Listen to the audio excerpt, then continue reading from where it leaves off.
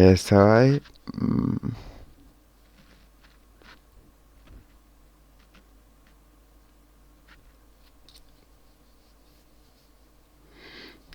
oh my god, Jadon Sancho has been downgraded. You Grammarly is see, an AI man. tool that goes way beyond That's spelling a and grammar. client. It helps with the entire learning Mad. process.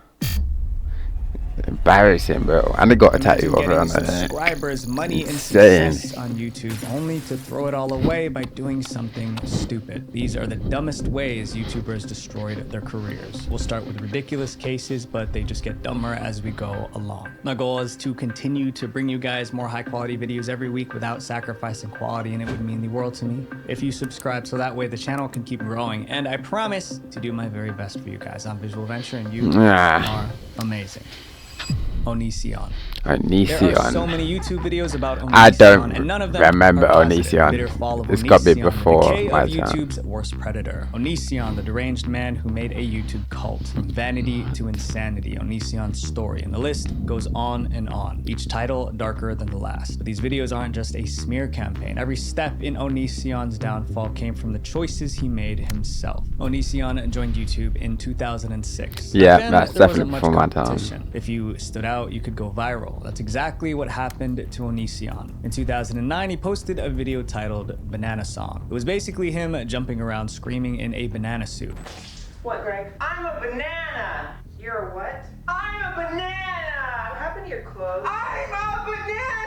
That goofy video did two things. It got millions of views, and it made Onision a YouTube star. From there, his channel became a mix of comedy skits, rants, and commentary videos. He passed 1 million subscribers. He had an audience, he had influence. But instead of protecting his success, Onision started making a series of horrible decisions. The first one involving something supernatural. In 2012, Onision published a disturbing book titled This Is Why I Hate You. The story followed a hateful young man's path to darkness. By the end, the main character snaps and takes the lives of innocent people. Most readers assumed it was pure fiction, but it wasn't. In the About section, it says Onision puts pieces of his own life in every book he writes. There is no book by Onision that does not have tremendous meaning to him. The characters, the environment, and events come from the heart, mind, and even at times, life of the author. In other words, the story of a hateful young man was a glimpse into Onision's mind, a sign that something was wrong. Soon after, he took things further. Onision announced the creation of his own religion. Hello, today I want to share some religious ideas with y'all. And a lot of people are going to judge me for it. A lot of people are going to be mad at me for it.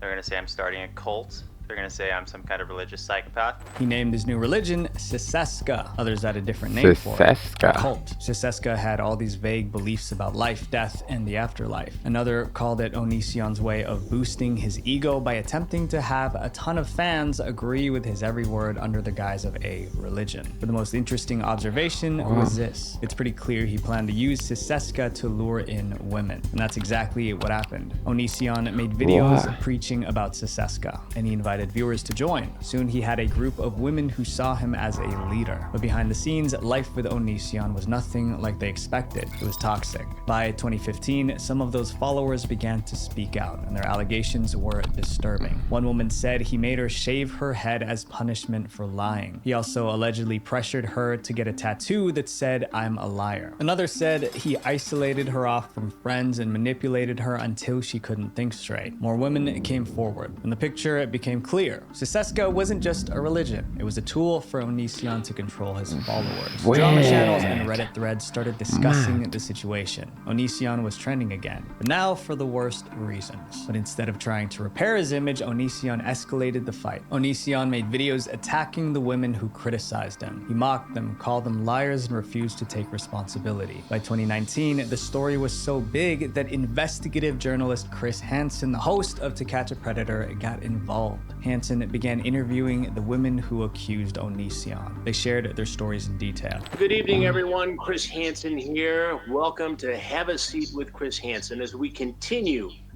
our investigation into the YouTube streamer Onision. In 2020, Hansen even went to Onision's house for his side of the story. But Onision called the cops, accusing Hansen of stalking.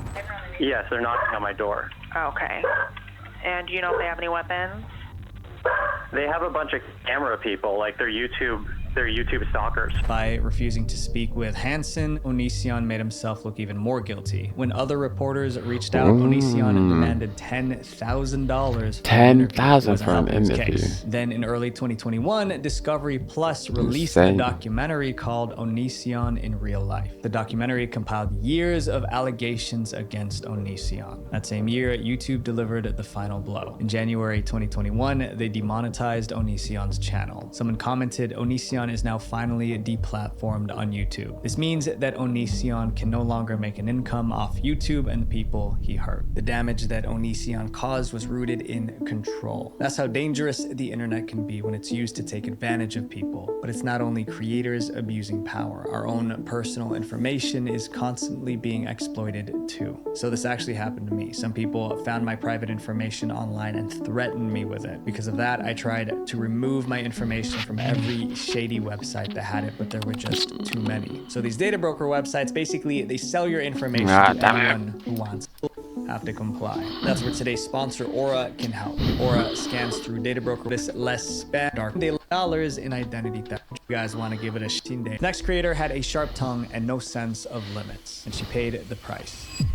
Lieutenant Corbis. Lieutenant Corbis built a career on YouTube and then destroyed it before she even finished high school. Although she was just a kid, her downfall was so messy that the police got involved. Lieutenant Corbis, real name Sophia Totterman, launched her YouTube channel in 2015. She was only 11. She called it Lieutenant Corbis. Her early videos were all about gaming and internet commentary, but it wasn't the topics that made her stand out, it was her humor. She was sarcastic, edgy, and very opinionated. That surprised many people, especially because she was just a kid. Have you ever sat at your computer staring at your sub count wishing that you were YouTube famous? Well, look no further, because in this video, I'll show you a few simple steps on how to become a YouTube famous in no time. Viewers loved her. People left comments like, good for her, at that young of an age, she's creating great content. Even creators were impressed. I need to work on my content, I think. Up, by the way, an 11-year-old girl has literally made a commentary on how to be original on YouTube.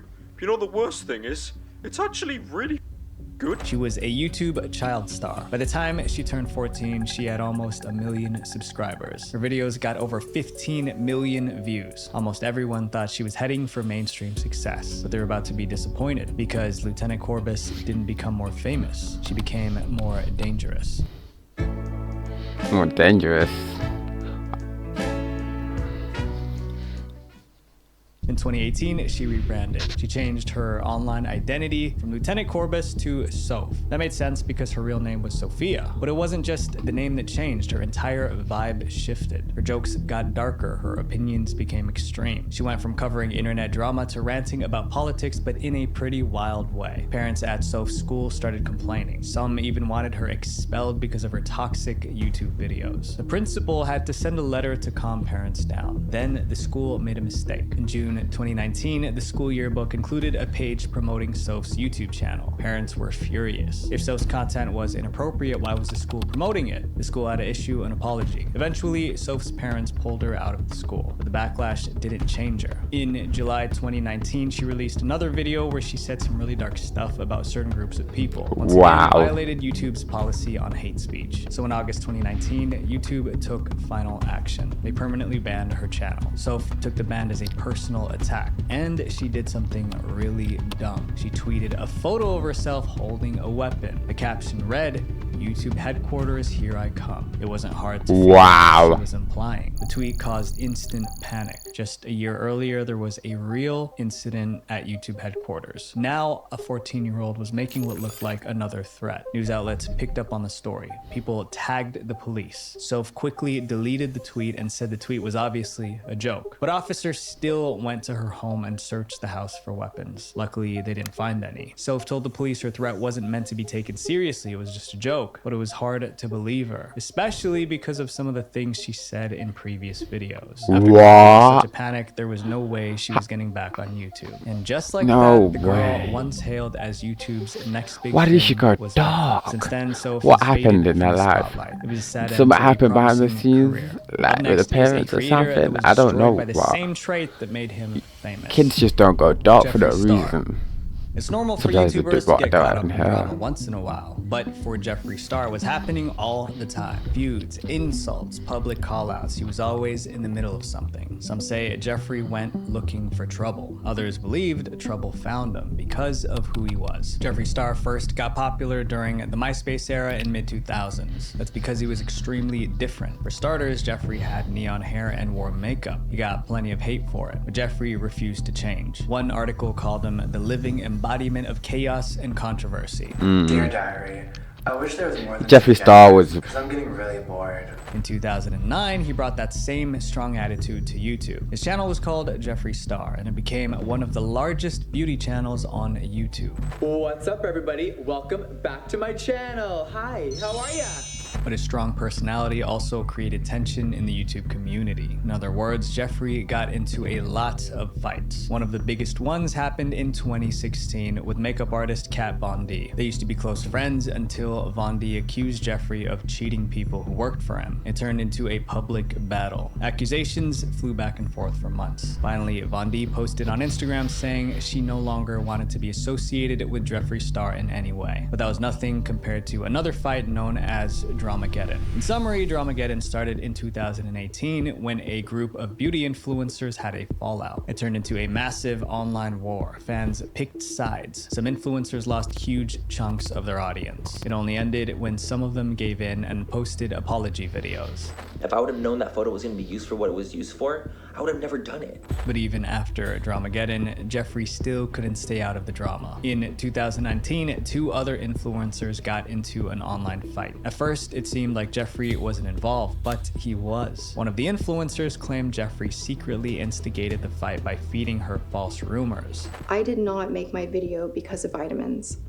I made it as a result of all of the poisonous lies that were fed to me by Shane Dawson and Jeffree Star. Now, Jeffree wasn't just in the drama. He was accused of creating it. It made him look like a puppet master who just loved chaos. All this negative publicity eventually affected Jeffree's career. Some brands stopped working with him. Some cosmetic stores stopped selling his products. After weeks of bad press, Jeffree tried to repair his image. He uploaded a video titled "Doing What's Right." When you accept that you are the problem, you can become the solution.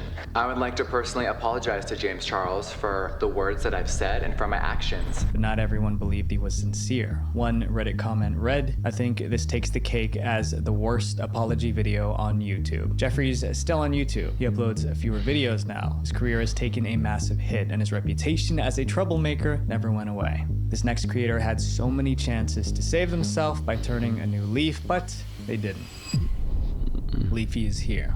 Leafy. I heard about this. this. An expert at one thing, roasting people. He could insult someone in a way that was both mean and funny. It made him millions of fans and just as many enemies. And one day his insults went a little too far, and his entire YouTube career went up in flames. Here's how Leafy's own content destroyed him. Leafy started his channel in 2011. At first, he posted gaming videos. He would play and talk over the footage, but his subscribers weren't there for the gameplay. They came for his rants. Leafy was sarcastic, quick with a joke, and knew how to make people laugh, and it paid off. By 2016, he had almost 5 million subscribers. But Leafy's content wasn't just jokes. He also made fun of people, and that's what eventually got him into trouble. Anyone could be a target. Weird people, awkward people, small YouTubers. Those being roasted hated it, but Leafy's fans loved it. Today, I'm going to be roasting, get this, my own fans.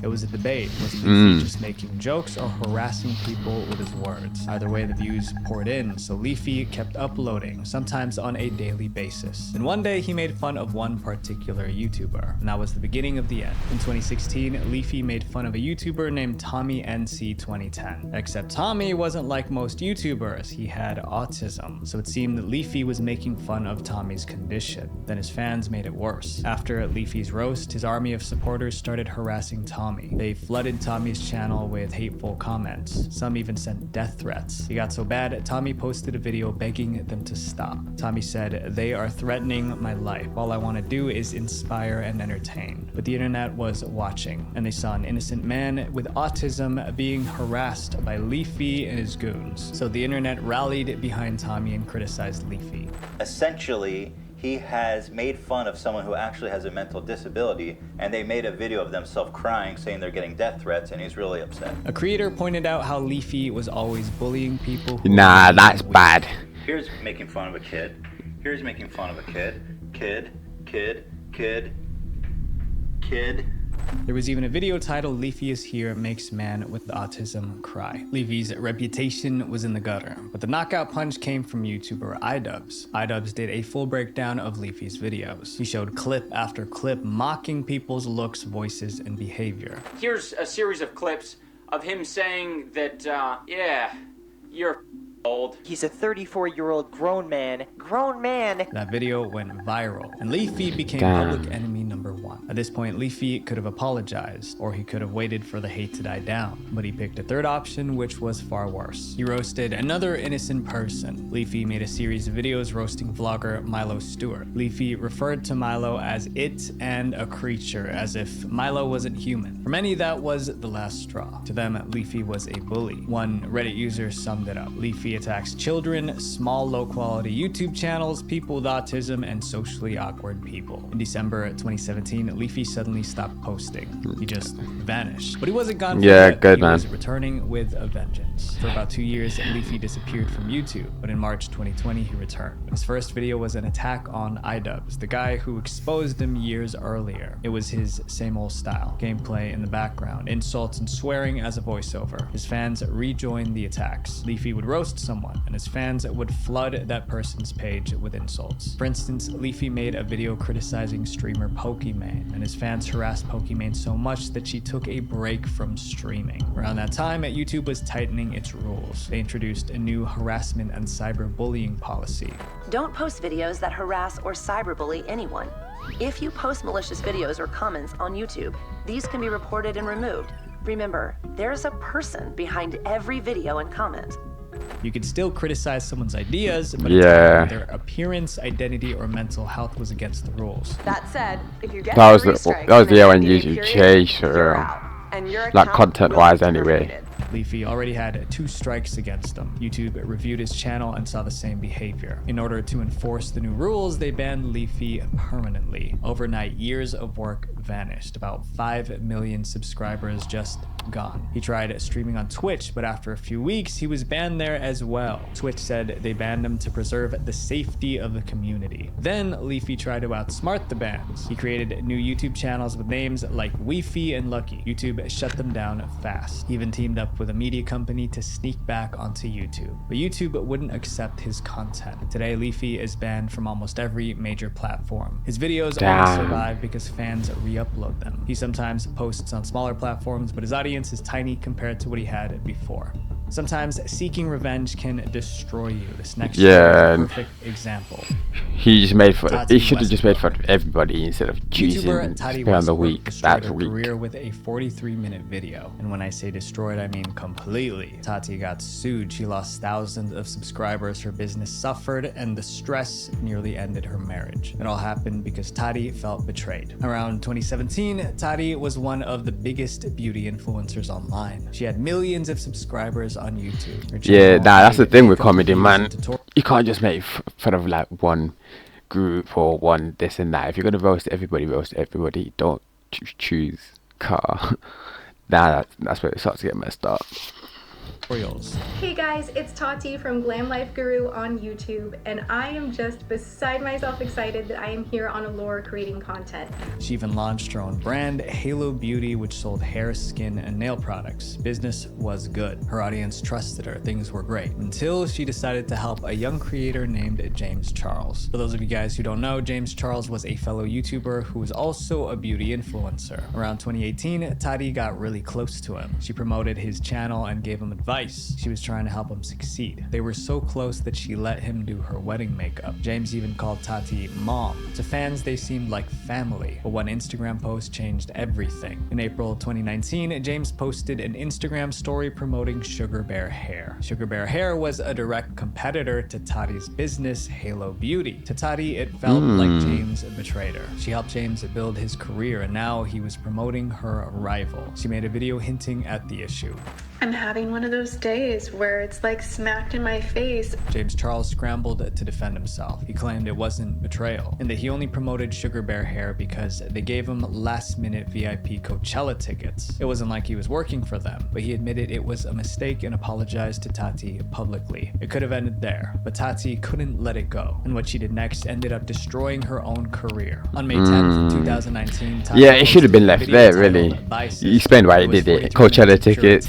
I mean, it's a bit parked, but fairs. Can't get mad. About Sugar Bear Hair, and she revealed all the behind-the-scenes help she gave James Charles. He was making $90 a video, and because of me and my husband, he was making $2,500 immediately. That's just like a small sample of some of the things that we've done for James Charles. The video went viral. It got over 47 million views. Most viewers sided with Tati. James Charles lost over 3 million subscribers days after the video. Tati, on the other hand, gained 4 million subscribers during that time. It was so huge that CNN covered it. It looked like Tati got revenge on James for betraying her, but everything was about to flip. 8 days later, James posted his response, a video titled No More Lies. In Tati's video, she discusses many of the different reasons as to why she was choosing to close a chapter in her life that I was heavily involved in, making many of our private issues very public. He denied Tati's accusations and showed text messages and screenshots to prove he was telling the truth.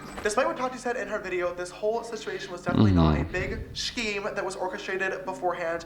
It really did happen on the spot. He also revealed that he informed Tati that he was about to promote her rival on Instagram before he did it. Before posting my stories, I actually did text Tati first out of respect for her, giving her heads up about the sponsorship, but she was immediately upset. Another big accusation was that James refused to promote Tati's company, Halo Beauty, but he showed proof that he promoted Halo Beauty multiple times without even being asked. Public opinion flipped overnight. Viewers felt Tati lied to them. Suddenly, Tati seemed like the villain. People accused Tati of trying to destroy James's career with lies. James regained over 1 million subs, and Tati started losing subscribers. Backlash was so fierce that Tati deleted the Bye Sister video, but the damage to her reputation was too deep. Tati took a break from YouTube. Almost a year later, in June 2020, Tati finally addressed everything that happened. She made a video titled Breaking My Silence. The first thing she did was apologize to James. I want you to hear it publicly. I'm sorry. But she didn't take full responsibility. She blamed her friends for poisoning her mind. I did not make my video because of vitamins. I made it as a result of all of the poisonous lies that were fed to me by Shane Dawson and Jeffree Star. But her apology didn't really fix things. Her reputation was seriously damaged. Around that time, a former business partner sued her and her husband, and she later revealed that the stress nearly destroyed her marriage. Tati's YouTube channel is still active. The scandal has tarnished her name, and in 2024, she had to leave her own company, Halo Beauty. One emotional video wrecked a career that took years to build. This next creator was so dodgy, his own fans felt they couldn't trust him. Rice Gum. For a while, it seemed that Rice Gum could succeed at I used to love Rice Gum. Like, he had the Midas touch. He started his YouTube channel in 2012 with gaming content. That got decent views. Then he switched to comedy and reaction content. That got even more views. He had multiple viral hits, and he eventually reached 10 million subscribers on his YouTube channel. Then Rice Gum got into music, and he was successful with that too. Yo, what is up, guys? Yesterday, I dropped a song out of nowhere. Didn't even tell anyone, just randomly dropped it. You guys went crazy. The feedback was good, so good, where it's like, it made me want to just keep dropping songs. Most of his songs were diss tracks aimed at other influencers, but one performed so well that it landed on the Billboard Hot 100 and went platinum. Rice Gum was living the life, but the good times didn't last. Once the problems started, they didn't stop. In 2017, YouTuber iDubbbz made a content cop video criticizing Rice Gum's content. Rice Gum didn't like being criticized. Instead of defending himself, he responded with a diss track. It was packed with insults aimed aimed at iDubbbz. The diss track backfired hard. It got over 1 million dislikes. One comment said, "People usually make diss tracks to defend themselves or attack their rival. You, on the other hand, helped your rival by proving his points." Before that controversy faded, another one hit. That same year, RiceGum got into an argument with a content creator, Gabby Hanna, at a party. Gabby challenged him to a live that proved not to be freestyle fake. rap on That to be fake, though, no. refused. I just challenged you to a live battle on Snapchat. Would you do it? No. Live rap battle. Why wouldn't you do it? No, I don't want to.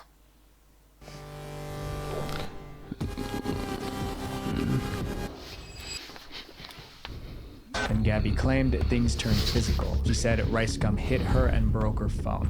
Okay, so update. Sorry if it looks like I'm crying. RiceGum didn't think that joke was very funny, and he hit me in the middle of a party and shattered my phone. And she kept talking about it. I don't know. I guess my biggest thing is if you make videos every single week where you're making fun of somebody, you can't take a joke. RiceGum denied the allegations. There has been so many lies surrounding my name. If you guys haven't heard, the Gabby Show came out and said that I hit her and showed scratches and bruises as her evidence, right? He admitted to breaking her phone, but said it was because she was filming him without asking. He even sent her money to replace the phone. His explanation helped, but the internet was slowly turning against him. In 2019, RiceGum got into more trouble. He encouraged his fans to try out a website called Mystery Brand. He said they could win iPhones. Yeah, that was messed up. Even if I had the money, I would have literally paid some. I searched up that website as well. Back then. Others even accused him of promoting gambling to kids. To calm the backlash, RiceGum gave away Amazon gift cards. But when fans tried to use them, they realized most of the codes were expired. RiceGum seemed so unreliable. Then came the worst scandal of all. In 2021, RiceGum promoted a crypto project called Save the Kids. That was pretty shitty too. Investors rich while donating part of the profits to charity. Neither happened. The token crashed, fans lost money, and the charity said it never got the donation. People remembered Mystery Brand. They remembered the expired gift cards. Now they added Save the Kids to the list. It started to look like a pattern. RiceGum would hype something up, his fans would lose money, and then he would disappear. By 2021, RiceGum's scandals were destroying his brand. Thousands unsubscribed and unfollowed him. At one point, he was accused of buying subscribers to hide how much his channel was suffering. Today, RiceGum barely vlogs or releases new music. He posts occasionally, but nothing like before. He's never announced a retirement, but his career is at an all-time low. Some YouTubers create trouble online. This next one caused problems in... What is he doing now? I actually want to know. Sam Pepper. Sam Pepper was chasing... If he's still making content, I hope it's changed. In 2010, he appeared on the British reality show Big Brother. The show made him pretty popular, but it was YouTube that made him a star. Sam Pepper's content was mostly pranks. Sorry, your parking expired. No, sorry about that. And in early 2010s, those pranks got millions of views. At first, the pranks were playful, then Sam took it up a notch. He wanted bigger pranks, riskier ones. That's when things began to spiral. It was Sam Pepper British. Sam Pepper teamed up with Logan Paul for the lasso prank. Sam roped women in public and pulled them for kisses. A few months later, Sam uploaded a fake hand-ass hinge prank. He tucked one arm inside his hoodie and wore a fake hand. Then he asked random women for directions. While talking, he used his real hand to touch them inappropriately. That's insane. They considered it that is so not funny. Described it as YouTube stars. That's actually disgusting. Assault as prank backfires. Instead of apologizing, Sam doubled down. He made part 2. This time, it was a woman doing the same prank to men. Once again, viewers considered it harassment. Sam tried to calm tempers by claiming it was all a social experiment. First off, before I go into the original reason behind this video, I want to say that all the videos were staged and scripted. It goes without saying you can't go around touching people's bums without asking. Saying the pranks were fake was supposed to stop the backlash, but it didn't. People found another prank video he made called the handcuff prank. Sam handcuffed himself to women and wouldn't release them until they kissed him. That's messed up. Yeah. For a kiss. Sam Pepper was becoming That's actually so fucked. Lacey Green posted an open letter telling him to stop making women uncomfortable on the street for views. Over 100,000 people signed her letter. This is wrong and it needs to stop. Sam Pepper and anyone who behaves like Sam Pepper needs to be held accountable. We need to say that this is not okay. The hashtag #ReportSamPepper trended on Twitter. Then Sam released another prank. The good news was that it didn't involve women, but the bad news was that it was far worse than anything he had ever done before. In November 2015, Sam uploaded a video titled The Killing Best Friend Prank, and it was as bad as it sounded. In summary, Sam staged a fake kidnapping. Then he pretended to unalive someone in front of their best friend. It was terrifying and the backlash was bigger than ever. The prank made international headlines. Over 100,000 people signed a petition asking YouTube to ban Sam Pepper. Even a group of hackers threatened to unleash hell on Sam if he didn't delete the best friend prank. As always, Sam didn't take the backlash seriously. He launched a GoFundMe asking for $1.5 million to delete his channel. That only made people angrier. The comments and insults continued for months. Finally, in February 2016, Sam posted an apology. Yeah, he's actually messed up. He dropped the bombshell. Incel. Stupidest thing I could have done. I should have just came out and said, "Hey guys, I'm an idiot. I faked this video. I wanted to, you know, I want to make content that gets views." Sam claimed the best friend prank was staged. That means the guy being pranked was in on it. He was just acting scared. Sam ended it with a plea for forgiveness. If you can give me a second chance, I won't let you down. Sam's career took a beating. No one knew if the apology would be enough to save it. Around the time of the apology, Sam made all of his YouTube videos private. He also disappeared from YouTube for a while. When he came back, he was on TikTok. This time his content wasn't provocative. He made mostly challenge videos, life hacks, and stunts. It seemed like he had changed. Then in 2021, another scandal hit. He was in Save the Kids as well. A project that turned out to be a scam. Fans who invested because of him lost money. Now, even his core supporters turned against him. Some nicknamed him Scam Pepper for his role in the crypto scam. Sam Pepper still seemed reckless, chasing views and money without caring about the fallout. Years have passed, but Sam Pepper never regained his initial popularity. Maybe he crossed too many lines to ever be trusted by his fans again. These YouTubers showed how fast success can disappear when you make reckless decisions. Let's see if he still does make content. The choices you make, because sometimes the difference between success and regret is just one decision. Visual Venture. We talked about the dumbest ways that YouTubers destroyed their careers. That is a really good video. I like this guy's content, you know. I feel like I could watch more of him. Let me see if Sam Pepper makes videos still.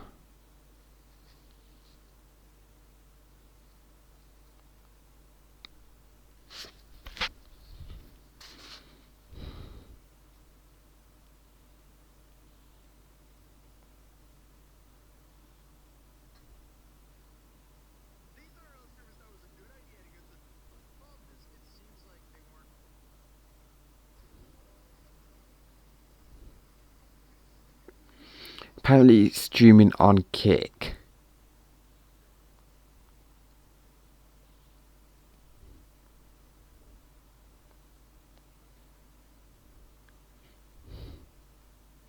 His last thing on his YouTube is 8 years ago.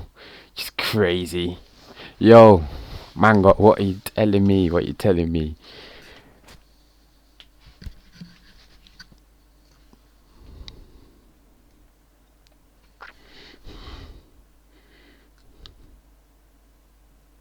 Chat, I think I'm gonna play some games, you know. Let's see what this Yap Yap game is saying. Go on the game in.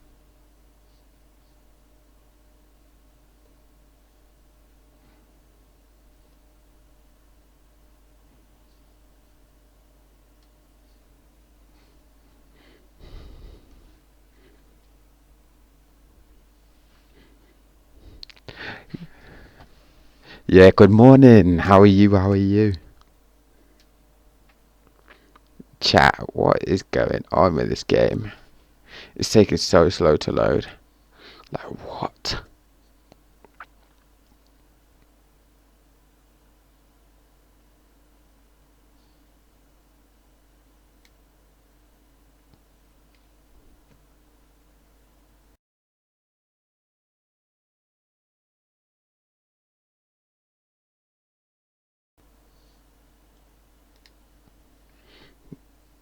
Chat. I don't know why that didn't work.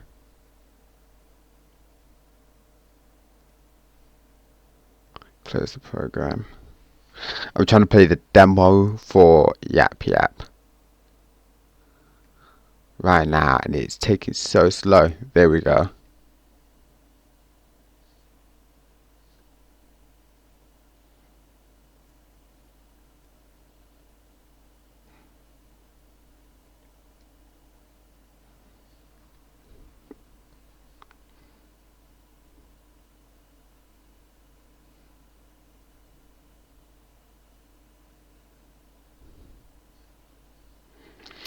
Damn, this game is so slow. Why is it not working?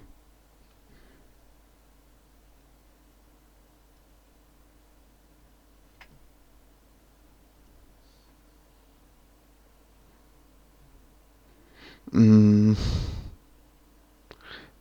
of that, let's go play a bit of the finals.